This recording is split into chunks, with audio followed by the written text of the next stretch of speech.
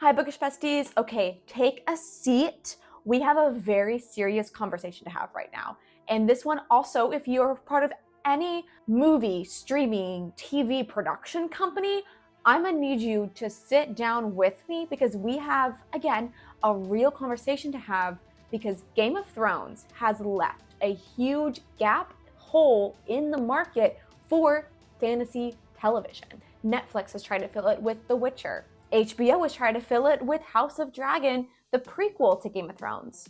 And then we also have whatever the heck Rings of Power is on Amazon. But none of them can hit the same way that Game of Thrones had us all in a chokehold in the 2010s. There is a hole, there is a gap in the market, and we need to fill it, and I have the perfect IP for you. So stay tuned. Stay with me, grab a drink if you will, because this is going to be fun.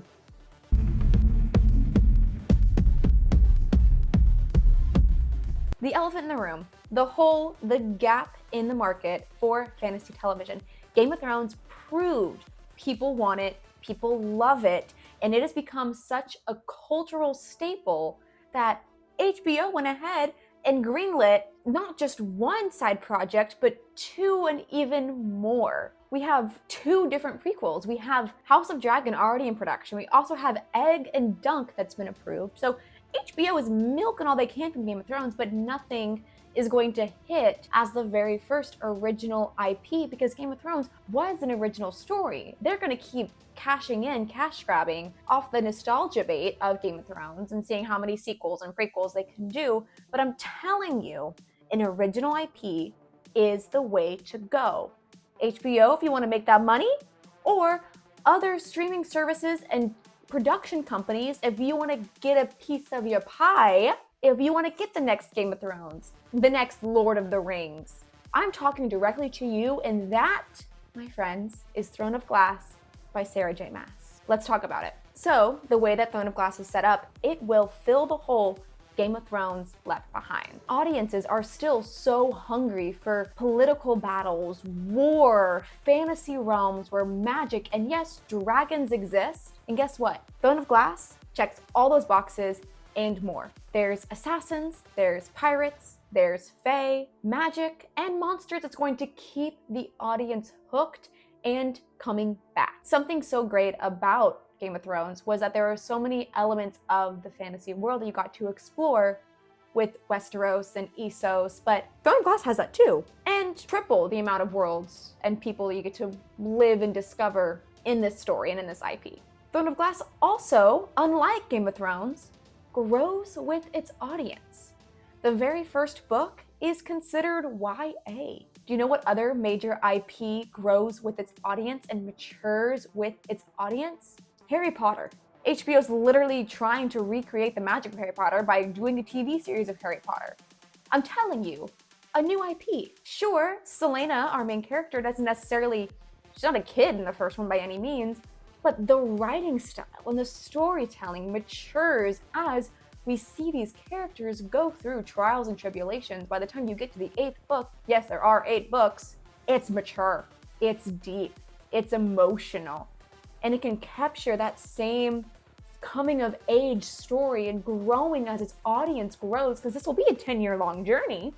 It can capture that same magic that Harry Potter had that Game of Thrones honestly kind of lacked a little bit. We got to grow with the characters a little bit. We got to see Arya grow. We got to see Sansa grow, and that's cool. It'll be something similar here, but the material itself matures, which we haven't seen since Harry Potter. It's also a completed series. It's done. There's no waiting on the author to finish the last book. That was a moment of silence for George. And there's no waiting until the author publishes the next book in order to do production. It's there. The story is there, it's done and complete. Plus, Sarah has come out and said that she's interested in writing more in this world, so there's future possibilities for more stories. But for now, you have a beautiful 8-season show completely done for you. Boom. There she is. But that's not all. You want spin-offs? You want prequels and sequels and Sarah has other stories. She has A Court of Thorn and Roses that's already in talks, maybe, kind of. We actually don't know the status of that right now. And Crescent City, which she is building a universe around. She's building a Maasverse, as we're calling it.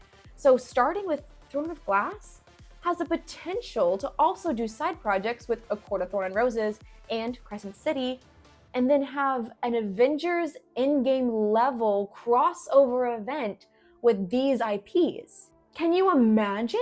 This is a gold mine, guys. Gold mine right here. And all while Throne of Glass keeps that Game of Thrones energy. And I know I've already said this, but like, we have to let it sink in. It has politics, it has betrayal, it has war, it has fantasy, but it's complex and yet it's grounded, so these characters feel real. There's shifting rulers and deprived kingdoms and people racing to get the throne. But there's so much more to the story than that. People aren't just trying to sit on a pile of melted swords. At the end of the day, is a story about humanity and sacrifice. But it also encapsulates everything that we love about Game of Thrones. It has those high stakes political plays. It has those war councils. It has those in-depth battles, that good versus evil, the morally gray, where it's like, we might question the decision, but we're gonna support anyway because like we might like this character. Like, it's there, guys, it's there. But speaking of characters, let's dive in. First and foremost, we have our what's considered the main female lead of Celaena Sardothien. It is a female lead. We haven't seen that in a fantasy TV show. It's always been a male lead, getting the story really from their point of view. Game of Thrones can argue there's a lot of leads, but we can pretty much say that the male lead, I think in my mind, is like Jon Snow. We follow a lot of different characters, but in this story, yes, we get introduced to a lot of characters, but at first and foremost, it's kind of Celaena's story. She's an assassin. She was a slave. She's trying to find herself, but she's smart and she's strong and she's powerful and she's deeply human in the way that her trauma affects her and her emotions affect her. And we go along this journey with her as she kind of learns and discovers not only who she is, but what she can do and what she can bring as she heals from the trauma herself while going through all these aspects of the world. She's a deep character that everyone truly can relate to and root for, not just women, but men too. And I think we are lacking really strong, powerful women. And I do compare her to Dany. I compare her to Daenerys Targaryen, honestly. In Game of Thrones, if Dany was more of a baddie, if Dany was front line of those battles, if Dany was an assassin and could kill people in a bunch of different ways, that is Celaena. And the people love Dany.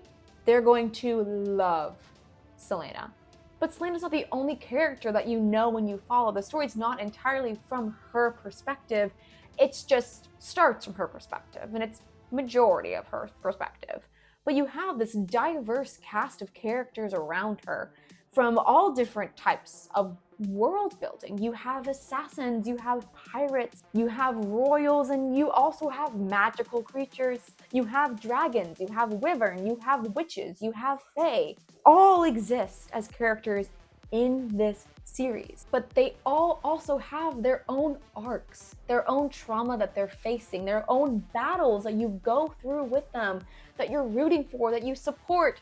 Sometimes you question, sometimes you want to strangle them and be like, what are you doing? But the bottom line, you care about these characters and you love these characters.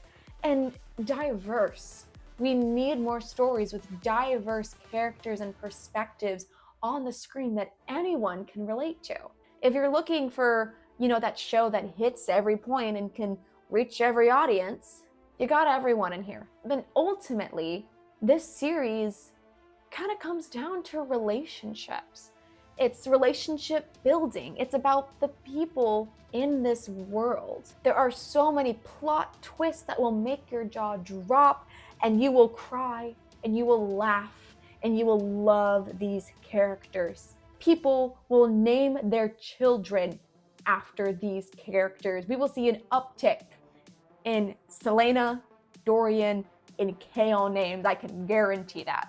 And I think all in all, if we're looking at this from purely a business standpoint, let's take my personal love about it and just put that pause for a second. This is a marketing gold mine, because not only is it filling a very crucial hole in the market, it already has a built-in audience, huge fan base. There's already discourse online about it. So imagine this discourse times 10.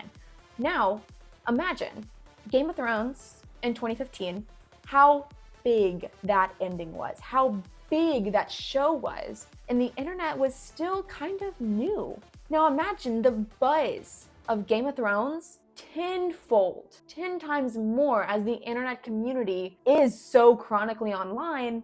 Imagine that buzz with Throne of Glass. Imagine that level of buzz and shock and awe for what happens in this series. The jaw-dropping moments are going to be so TikTok worthy, Instagram worthy. I would almost say tweetable, but now that's X worthy. Merchandising out the wazoo. Imagine all the merchandise you're going to be able to push with this, because people are going to want the t-shirts.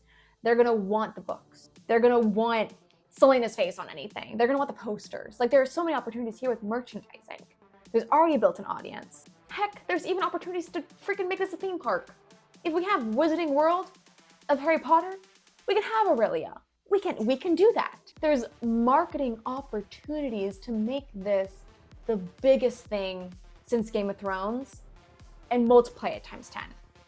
We can make this bigger than Game of Thrones. So the bottom line, Throne of Glass can fill that hole. If you're part of a production team, or if you have any sway in this conversation whatsoever, let me know, because this is my lifelong dream to bring this to life and to make something like this a reality and happen. Whether I'm like on the creative team, on the marketing team, I don't care. I would like to put my hands in the pot. I would like to try. But this is my pitch. Feel free to connect with me more on this. And I would love to hear you guys' thoughts in the comments below. Throne of Glass as a TV show. Who should do it? Who should be the cast? Who should we bring on for this project? And what are your thoughts?